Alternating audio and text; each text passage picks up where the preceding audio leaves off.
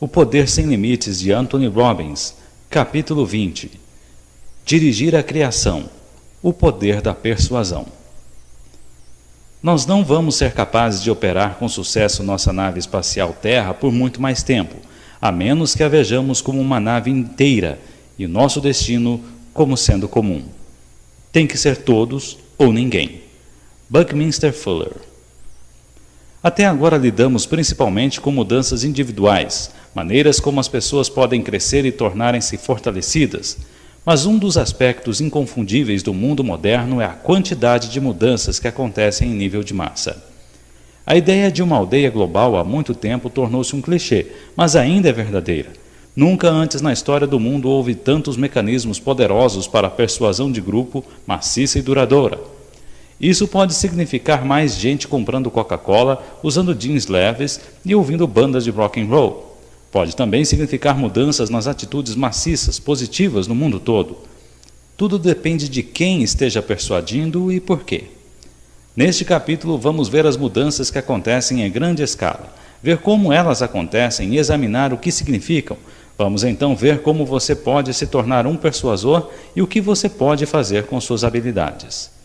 Pensamos em nosso mundo de hoje como estando inundado de estímulos, mas não é o que realmente o diferencia dos tempos antigos.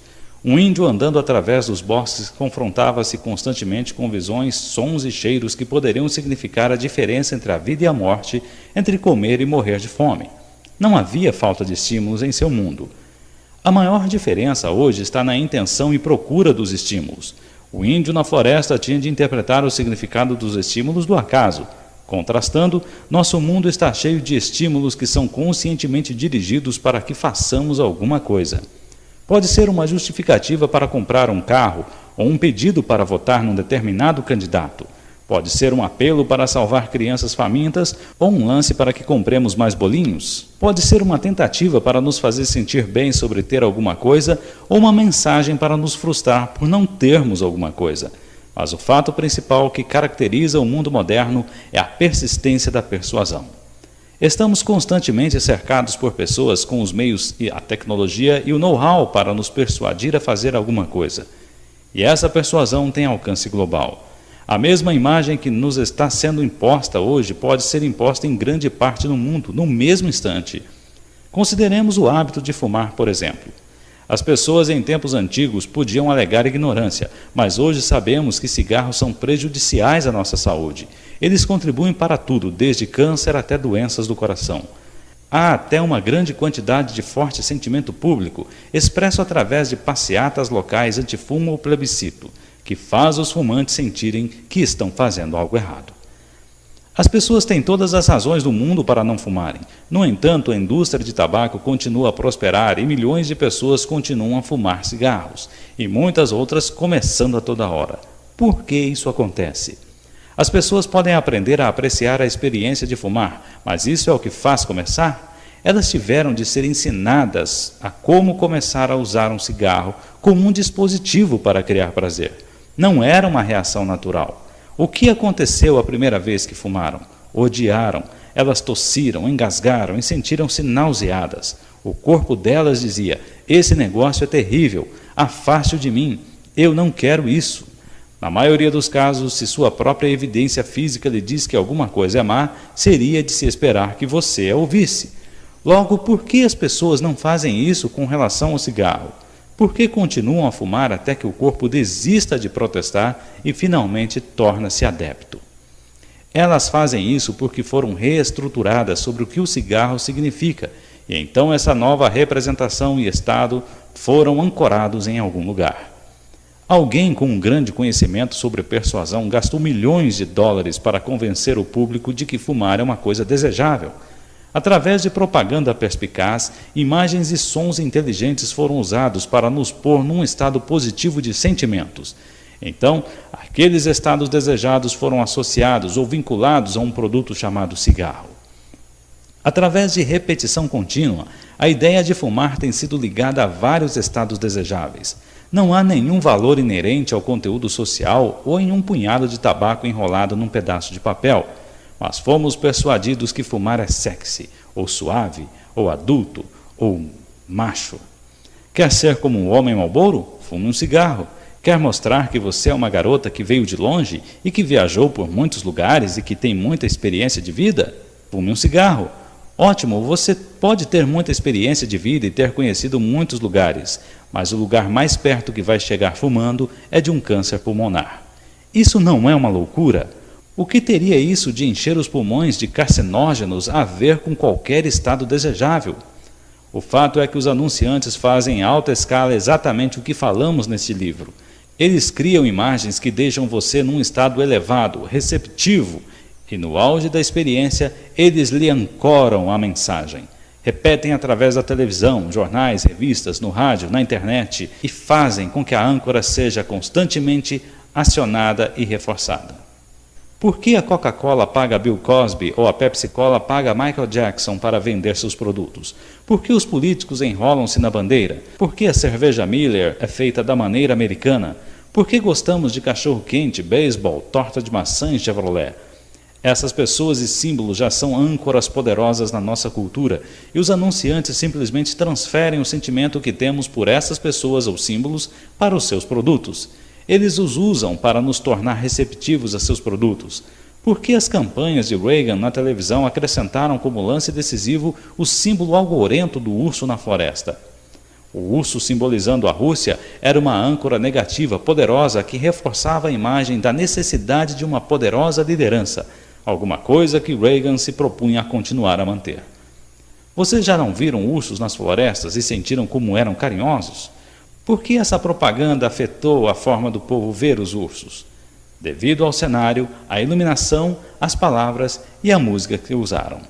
Você pode analisar qualquer propaganda efetiva ou campanha política e descobre que ela segue a mesma estrutura que expusemos neste livro. Primeiro, ela usa estímulos visuais e auditivos para colocá-lo no estado que os promotores desejam. Aí então ancoram seu estado num produto ou ação que queiram que tome. É claro que isso é feito muitas e muitas vezes até que seu sistema nervoso ligue efetivamente o estado com o produto ou comportamento desejado. Se for uma boa propaganda, usará imagens e sons que atraiam e afetem todos os 3 maiores sistemas representativos: o visual, o auditivo e o sinestésico. Televisão é um meio bastante persuasivo por fazer o melhor uso de todos os 3 sistemas. Pode dar belas imagens, pode incluir uma canção ou jingle que pegue e pode proporcionar uma mensagem com um soco emocional. Pense nas mais efetivas propagandas feitas para uma bebida leve como a Coca-Cola, ou uma cerveja como a Miller, ou uma lanchonete como o McDonald's. Pense nas propagandas. O que todas elas têm em comum é uma forte mistura de estímulos visuais, auditivos e sinestésicos, que oferecem um gancho para todos. É claro que há algumas propagandas que são efetivas em produzir a imagem oposta. Elas quebram o estado da maneira mais completa possível. Pense nas propagandas anti-fumo. Você já viu uma que mostra um feto fumando um cigarro no ventre da mãe? Ou Brooke Shields com um ar de dopada e com cigarro saindo de seus ouvidos? Essas propagandas são mais efetivas quando funcionam como padrões interrompidos, quando destroem a aura de encanto que tentaram criar em volta de um produto nocivo. No mundo cheio de pessoas persuasivas, você também pode ser uma, ou pode ser aquela que é persuadida. Você pode dirigir sua vida ou ser dirigido. Este livro, na realidade, foi sobre persuasão. Mostrou-lhe como desenvolver o poder pessoal que o deixa no controle, a fim de que possa persuadir, seja no papel de modelo para seus filhos ou com uma força poderosa no trabalho. As pessoas no poder são as persuasivas. Pessoas sem poder simplesmente agem a partir de imagens e ordens que são enviadas em suas direções. Poder hoje em dia é a capacidade de comunicar e a capacidade de persuadir. Se você for persuasivo sem pernas, convencerá alguém a carregá-lo. Se não tiver dinheiro, convencerá alguém a lhe emprestar algum.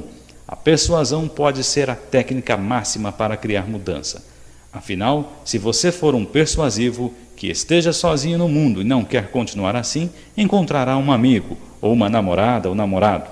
Se for um persuasivo com um bom produto para vender, encontrará alguém que o comprará. Você pode ter uma ideia ou um produto que possa mudar o mundo, mas sem o poder de persuadir, você não tem nada.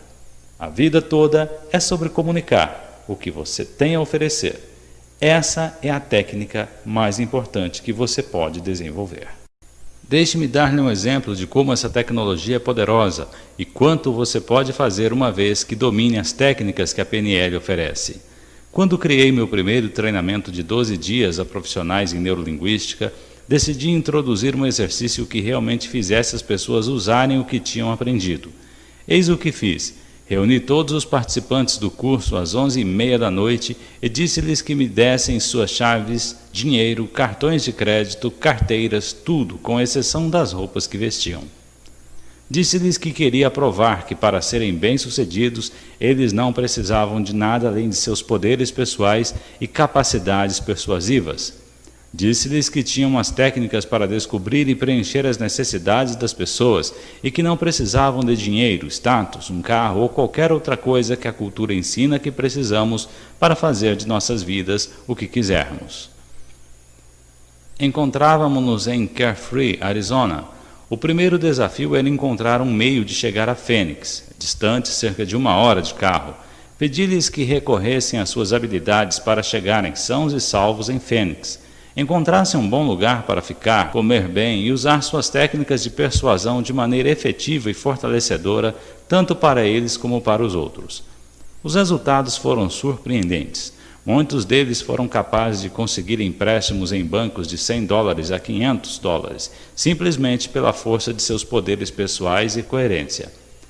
Lembre-se, eles nem tinham documento de identidade e estavam numa cidade onde nunca tinham estado antes. Uma mulher foi a uma grande loja de departamentos e, sem qualquer identificação, conseguiu cartões de crédito que usou no local. Das 120 pessoas que saíram, cerca de 80% foram capazes de conseguir um emprego e 7 conseguiram 3 ou mais empregos no mesmo dia. Uma mulher queria trabalhar no zoológico. Disseram-lhe que havia uma lista de espera de 6 meses só para voluntários. Mas ela se desempenhou com tanta harmonia que lhe permitiram entrar e trabalhar com os animais. Ela até tratou de um papagaio usando as técnicas de PNL para estimular seu sistema nervoso. O treinador do zoológico ficou tão impressionado que ela terminou fazendo um mini seminário sobre como usar esses instrumentos de forma a afetarem os animais positivamente. Um sujeito que amava crianças e sempre tinha querido falar a um grande grupo delas foi a uma escola e disse: "Eu sou o orador da reunião. Quando começo?" As pessoas perguntaram: "Que reunião?" Ao que ele respondeu: "Vocês sabem, a reunião marcada para hoje? Vim de muito longe.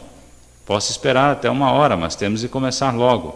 Ninguém tinha certeza de quem era, mas ele parecia tão seguro, tão coerente, que decidiram que tinha de haver uma reunião. Portanto, reuniram os garotos e ele falou durante 1h30 sobre como os garotos podiam melhorar suas vidas. As crianças e os professores adoraram. Outra mulher entrou numa livraria e começou a autografar um livro escrito por uma pregadora da televisão, Terry Cole Whitaker. Ela não se parecia em nada com Terry Cole Whitaker, cuja fotografia estava na capa, mas modelou o andar e as expressões faciais e a risada de Terry Cole tão bem que o gerente da loja, depois de ficar atrapalhado com aquela estranha escrevendo em seus livros, deu uma olhada para conferir e disse: "Desculpe-me, senhora Cole Whitaker, é uma honra tê-la aqui." Algumas pessoas pediram autógrafos e compraram livros enquanto permaneceu lá. Nesse dia, alguns indivíduos ricos de recursos acabaram com as fobias de algumas pessoas, outros resolveram problemas emocionais.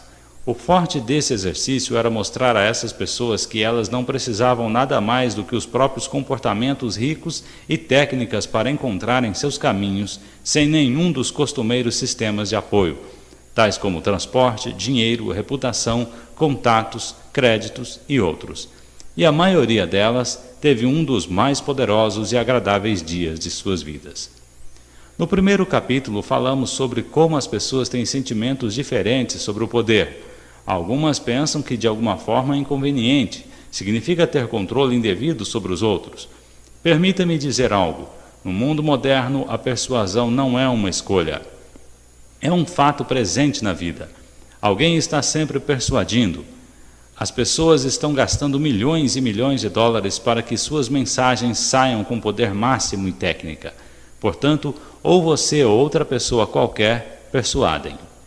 A diferença no comportamento de nossos filhos pode ser a diferença entre quem é o mais persuasivo, você ou eu, ou o passador de drogas.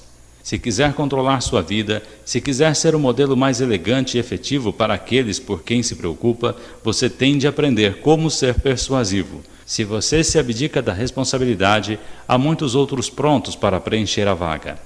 Até agora você viu o que essas técnicas de comunicação podem significar para você. Agora precisamos considerar o que essas técnicas podem significar para todos nós juntos. Vimos na era mais notável da história humana, numa época em que as mudanças que antes levavam décadas, agora podem levar apenas dias, quando viagens que antes levavam meses, agora podem ser feitas em horas.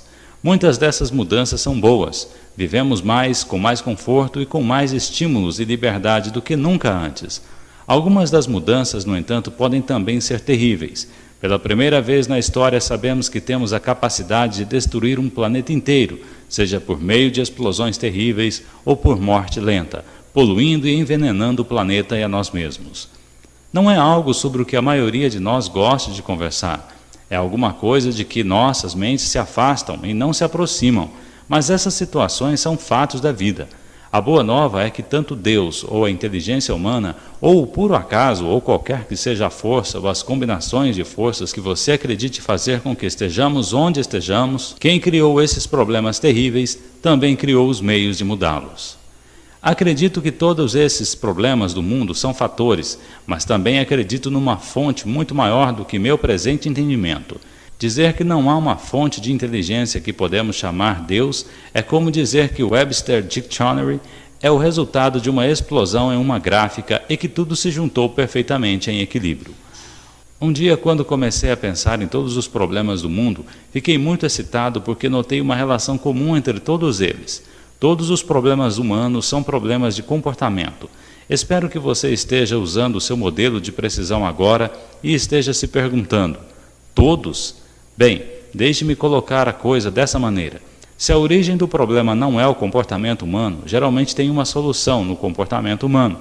Por exemplo, o crime não é um problema, é o comportamento das pessoas que criam essas coisas que chamamos de crime.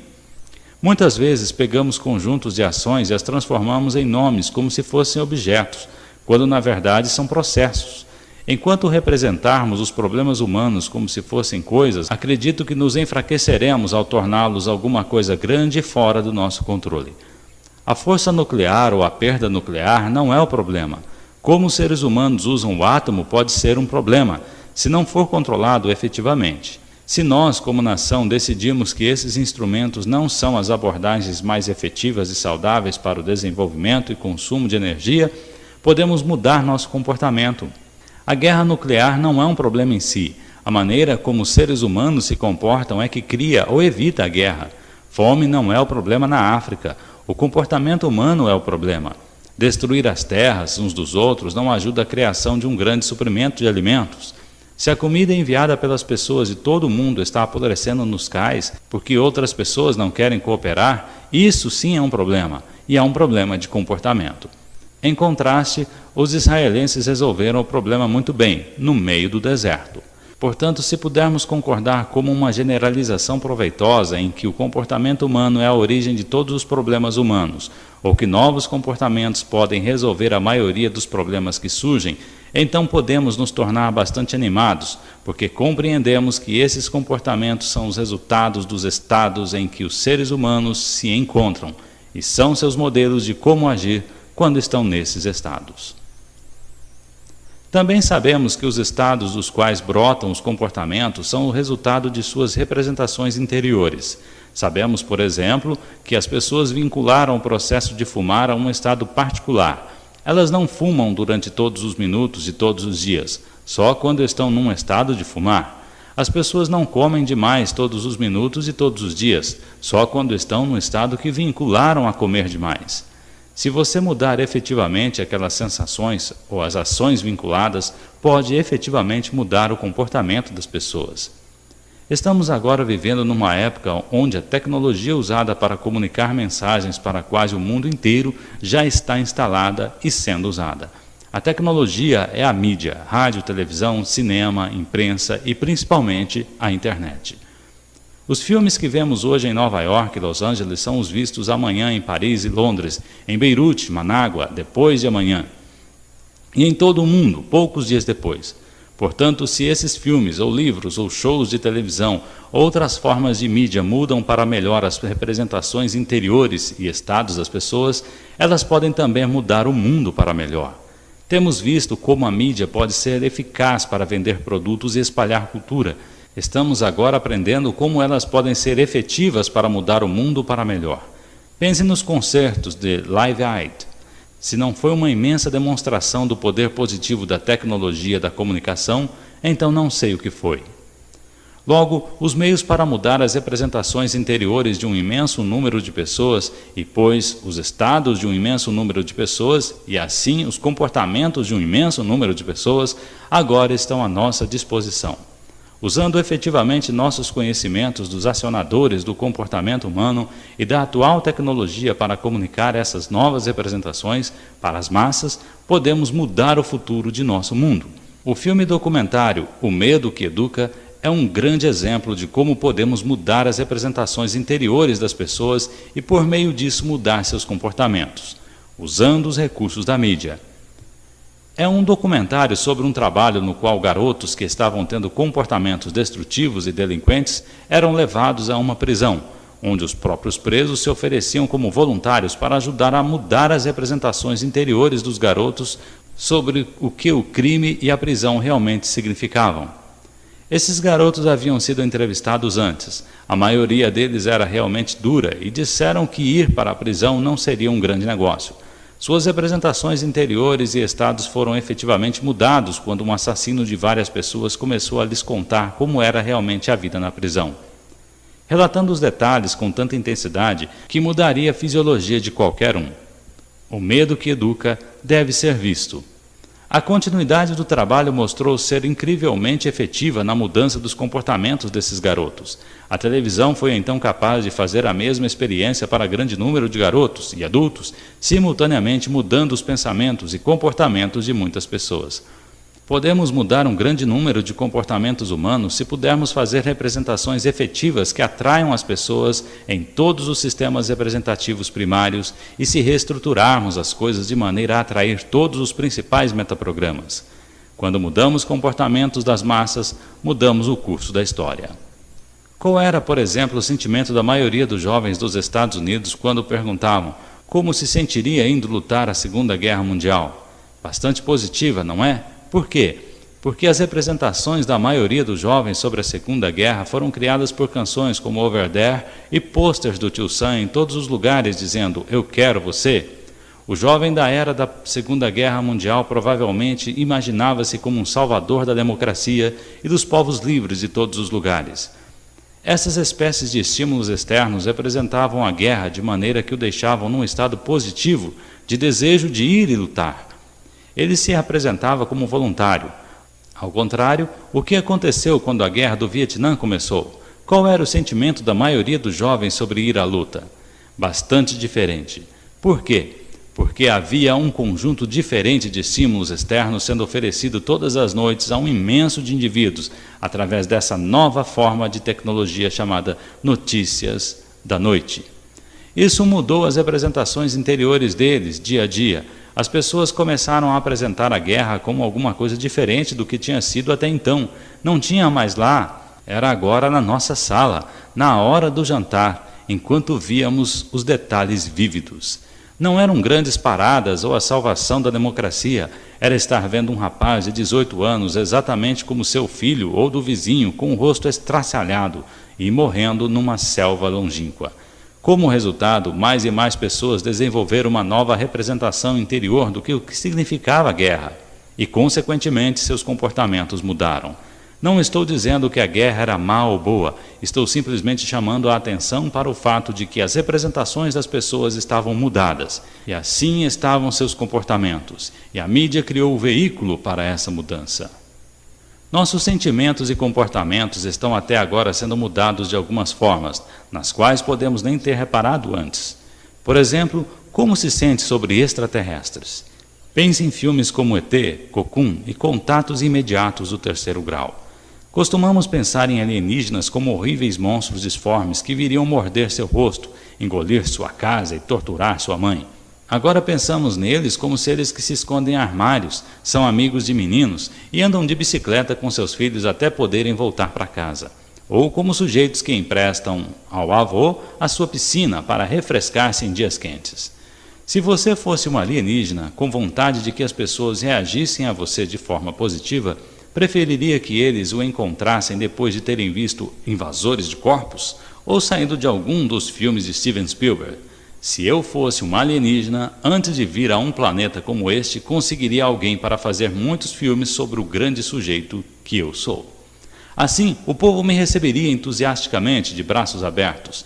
Conseguiria para mim um grande agente de relações públicas para mudar representações interiores das massas sobre quem eu sou, ou com o que eu me pareço. Talvez Steven Spielberg seja, no final das contas, de um planeta diferente. Como é que um filme como Rambo faz você se sentir sobre a guerra? Faz com que matar e atirar napalm pareça uma diversão ótima, alegre, muito engraçada? Ele nos faz menos ou mais receptivos à ideia de lutar numa guerra.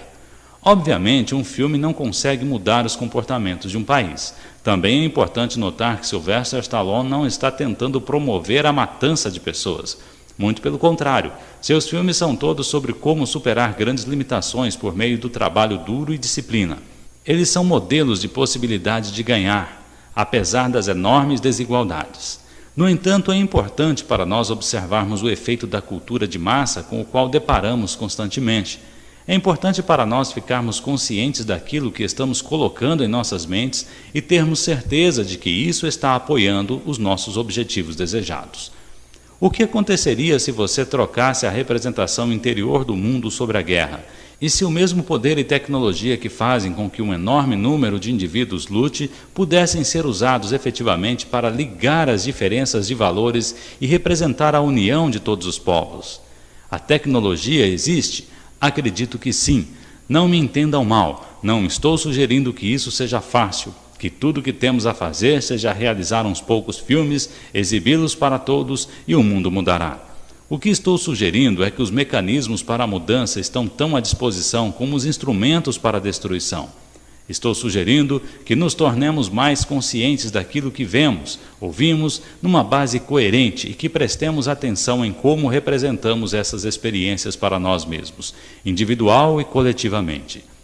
Se temos de criar os resultados que queremos dentro de nossas famílias, comunidades, países e mundo, devemos nos tornar muito mais conscientes. Aquilo que representamos conscientemente numa larga escala tende a tornar-se interiorizado em grande número de pessoas. Essas representações afetam os futuros comportamentos de uma cultura e do mundo. Assim, se quisermos criar um mundo que trabalha, devemos querer rever e planejar consistentemente aquilo que queremos fazer para criar representações que nos fortaleçam numa escala global unida. Você pode viver sua vida de duas maneiras. Você pode ser como os cachorros de Pavlov, respondendo a todas as ordens e mensagens que surgem em seu caminho. Você pode ser seduzido pela guerra, seduzido por uma droga, ou por uma comida, ou ainda cativado por todas as tendências que passem pelos canais. Alguém certa vez descreveu a propaganda como a ciência de controlar a inteligência humana o tempo suficiente para tirar dinheiro dela. Alguns de nós vivemos num mundo de inteligências permanentemente controladas. A alternativa é tentar alguma coisa mais elegante. Você pode aprender a usar o seu cérebro a fim de escolher os comportamentos e representações interiores que o tornem uma pessoa melhor e, assim, o mundo melhor. Você pode tornar-se consciente de quanto está sendo programado e manipulado. Você pode determinar quando seus comportamentos e modelos que lhe são transmitidos refletem seus valores reais, enquanto desliga os que não o fazem. Vivemos num mundo onde parece haver uma nova moda a cada mês. Se você for persuasivo, torna-se um criador de tendências, mais do que alguém que só reage a grande quantidade de mensagens. A direção na qual as coisas estão indo é importante como o que esteja acontecendo. Direções causam destinos. Portanto, é importante descobrir a direção da corrente e não esperar até você estar à beira das cataratas do Niágara para perceber que está num pequeno bote sem remos. O trabalho de um persuasivo é orientar as maneiras, fazer o mapa do terreno e encontrar os caminhos que levem a objetivos melhores. Tendências são criadas por indivíduos. Por exemplo, o feriado nacional do Dia de Ação de Graças foi criado não por um político, mas por uma mulher que teve uma enorme vontade de unir nosso país. Seu nome era Sarah Joseph Haley, e ela foi bem-sucedida numa tarefa que durante mais de 250 anos frustrara outros. Muitas pessoas têm a falsa ideia de que o feriado do Dia de Ação de Graças é uma tradição desde que os pioneiros deram graças em outubro de 1621, mas isso não é verdade. Durante 155 anos depois disso, não havia uma celebração regular ou unificada do Dia de Ação de Graças nas colônias.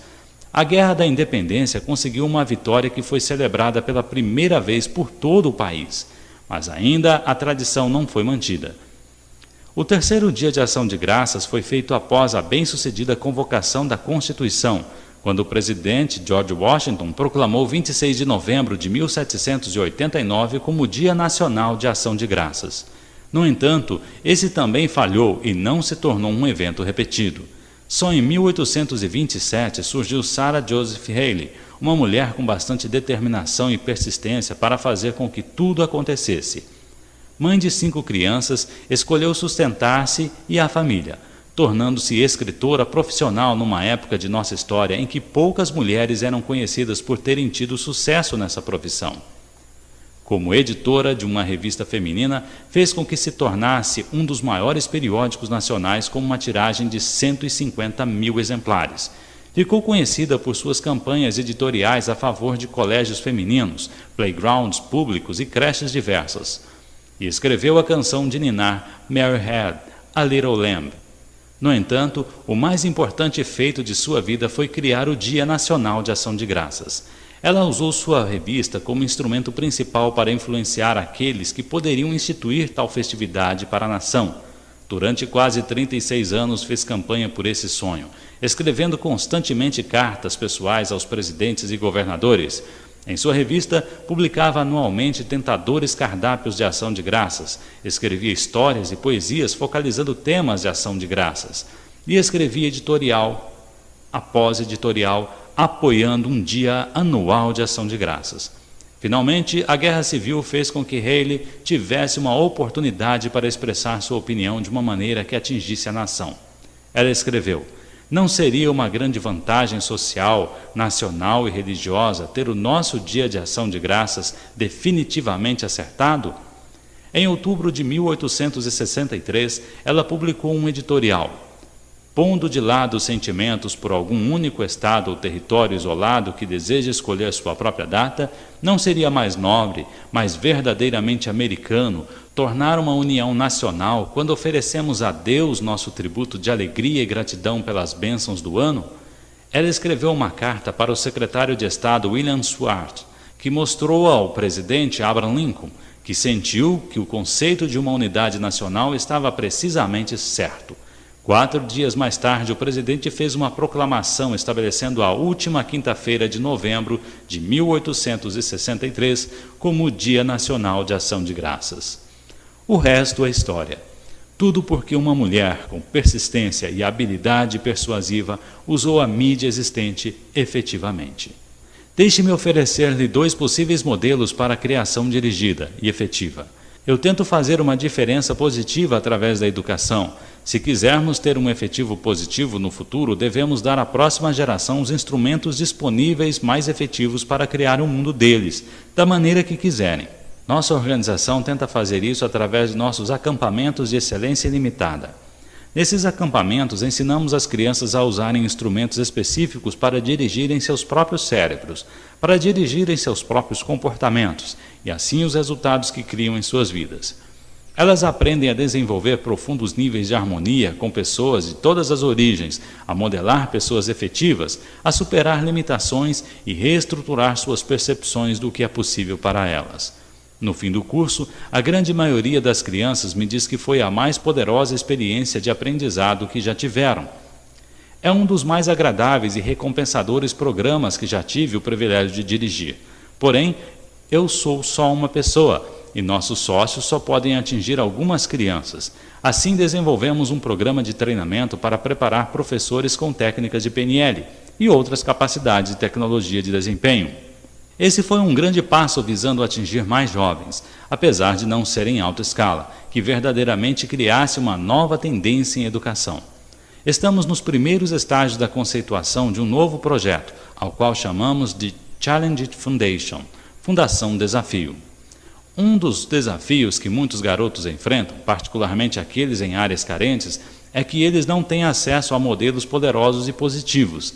A ideia da Challenge Foundation é formar uma biblioteca de apresentações de vídeos interativos, mostrando os mais poderosos e positivos desempenhos modelos de nossa cultura. Contemporâneos como juízes da Suprema Corte, artistas e homens de negócios, ou personagens históricos como John F. Kennedy, Martin Luther King Jr. ou Mahatma Gandhi. Isso dará aos jovens poderosas experiências para tentarem igualar. Você pode ouvir um professor falar de Martin Luther King, pode ler as palavras de King, mas isso é só uma parte da experiência. E se você pudesse passar 30 minutos tentando lhe dizer pessoalmente suas filosofias e crenças, e se nos últimos 5 minutos o desafiasse a fazer alguma coisa com sua vida, eu gostaria que as crianças fossem capazes de modelar não só as palavras, mas a tonalidade, a fisiologia e a presença total desses mestres da persuasão. Muitas crianças estudando a Constituição, por exemplo, não têm ideia de como ela se relaciona com a vida de hoje. E se tivéssemos um vídeo do principal juiz da Suprema Corte dizendo aos estudantes por que ele dedica cada dia de sua vida defendendo esse documento e como ele as afeta hoje?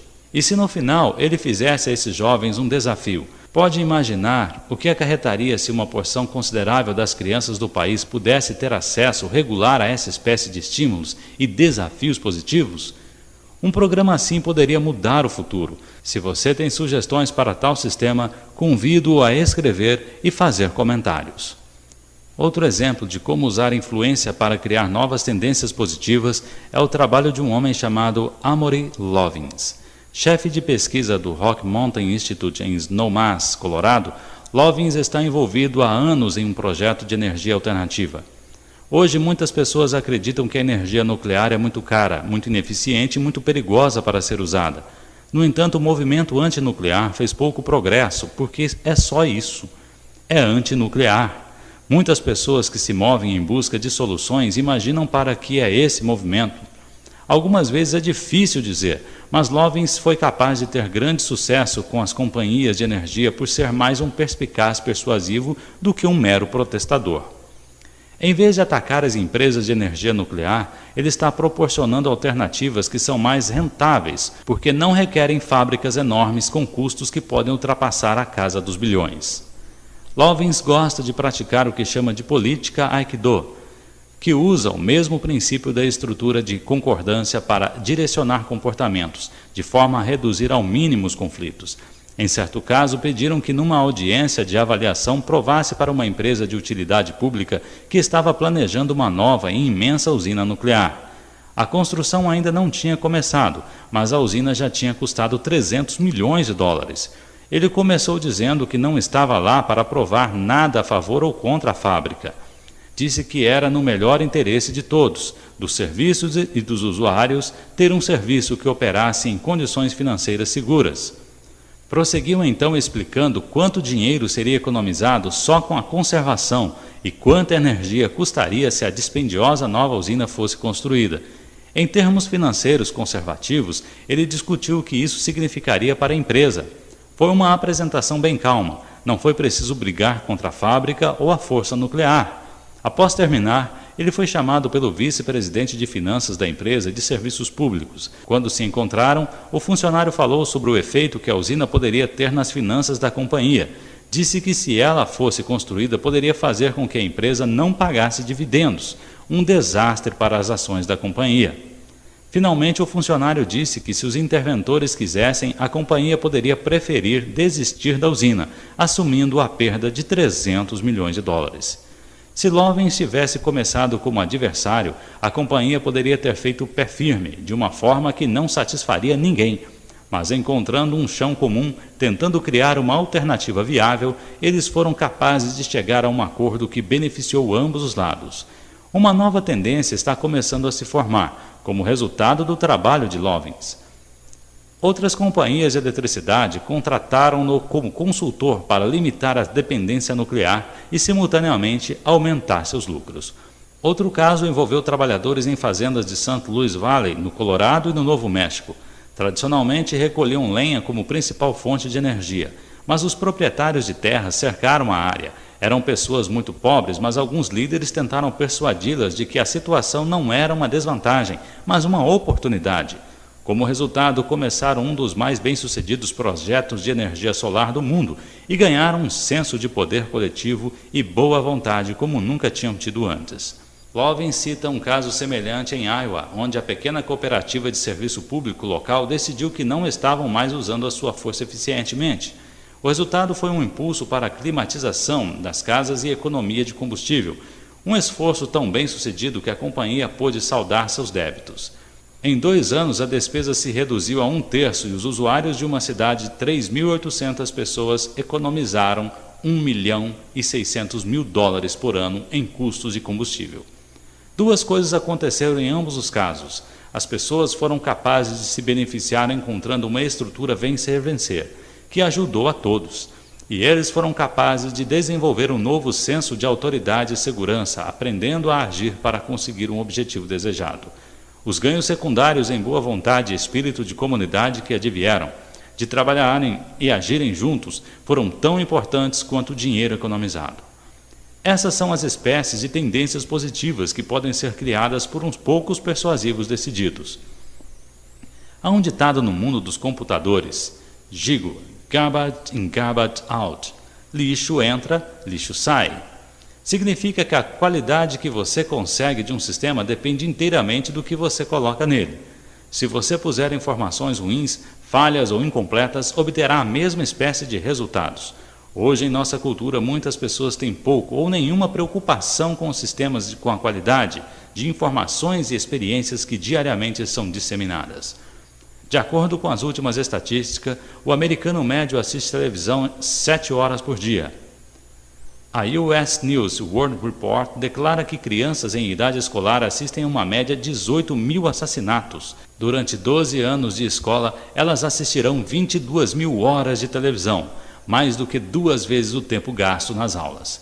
É fundamental que observemos como estamos alimentando nossas mentes, se esperamos que elas cresçam e se alimentem de nossa capacidade de experimentar e aproveitar completamente isso que chamamos de vida.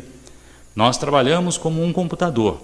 Se formarmos representações interiores que nos dizem que arrasar vilas com metralhadoras é certo e que a não saudável comida junk, ou lixo, é o que as pessoas de sucesso comem, aquelas representações governarão nossos comportamentos. Temos mais poder agora do que nunca antes para moldar nossas percepções interiores, que governam os comportamentos. Não há garantia de que as moldaremos para melhor, mas o potencial está lá e devemos começar a fazer algo a respeito. Os mais importantes problemas que enfrentamos como nação e como planeta têm a ver com a espécie de imagens e representações de massa que produzimos. A liderança tem a ver com a criação de tendências e é a verdadeira mensagem desse livro. Você sabe agora como dirigir seu cérebro para processar informações da forma mais fortalecedora. Você já sabe como tirar o som e aumentar a luminosidade da comunicação lixo e sabe como resolver conflitos dentro de seus próprios valores. Mas se realmente quiser se destacar, você precisa saber como ser um líder, como pegar essas tendências de persuasão e fazer do mundo um lugar melhor.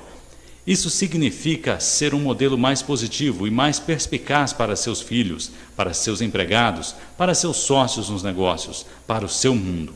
Você pode fazer isso a nível de persuasão individual e pode fazê-lo a nível de persuasão de massa. Em vez de ser influenciado por imagens do Rambo delirantemente explodindo outros seres humanos, você pode querer dedicar sua vida a comunicar mensagens fortalecedoras que podem ser a diferença para fazer este mundo da maneira que você quer que ele seja. Lembre-se, o mundo é governado pelos persuasivos. Tudo o que aprendeu neste livro e tudo o que você vê à sua volta confirma isso. Se você puder externar suas representações interiores sobre o comportamento humano, sobre o que é elegante e o que é efetivo, o que é positivo, você pode mudar a futura direção de seus filhos, sua comunidade, seu país e seu mundo. Nós temos a tecnologia para mudá-la, bem aqui diante de nós. Sugiro que a use para maximizar seu poder pessoal, aprender como ser efetivo e bem-sucedido no que tenta fazer. Mas não há valor em ser soberano de um planeta agonizante. Tudo sobre o que conversamos, a importância da estrutura de acordos, a natureza da harmonia, a modelagem da excelência, a sintaxe do sucesso e todo o resto funciona melhor quando é usado de forma positiva, que desenvolva sucesso para os outros tão bem como para nós mesmos. O poder supremo é sinérgico, vem de pessoas que trabalham juntas e não separadas. Nós agora temos a tecnologia para mudar as percepções das pessoas quase num instante. É tempo de usá-la de maneira positiva para a melhoria de todos nós. Thomas Wolfe certa vez escreveu: não há nada no mundo para acabar com o tédio de alguém quanto um sentimento de sucesso. Esse é o real desafio da excelência, usar essas técnicas em nível mais amplo para nos fortalecer e aos outros de forma a serem verdadeiramente positivas, de forma a gerarem sucesso maciço, alegre e comunitário. A hora de começar a usar é agora. Fim do capítulo 20.